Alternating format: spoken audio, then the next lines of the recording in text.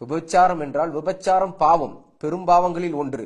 விபச்சாரம் என்பது நரக நெருப்பில் நம்மை தள்ளிவிடும். விபச்சாரம் என்பது அல்லாஹ் சுப்ஹானஹு வ தஆலாவுடைய கோபத்தை ஈட்டு தரக்கூடிய ஒரு விஷயம். விபச்சாரம் என்பது ஒரு முஃமினான ஆணும் பெண்ணும் நினைத்து பார்க்க முடியாத ஒரு விஷயம்.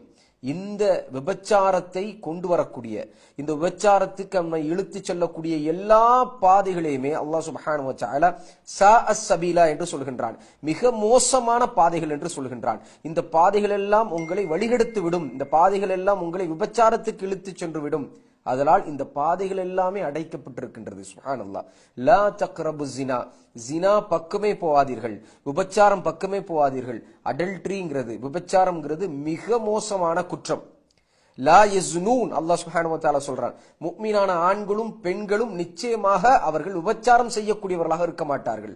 விபச்சாரம் என்பது அவர்களுடைய யோசனையில் இருக்காது, விபச்சாரம் என்பது அவர்களுடைய சிந்தனையில் இருக்காது, விபச்சாரம் என்பது அவர்களுடைய பார்வையில் இருக்காது, விபச்சாரம் என்பது அவர்களுடைய கையில் இருக்காது, விபச்சாரம் என்பது அவர்களுடைய வெட்கத்தலங்களால் இருக்காது.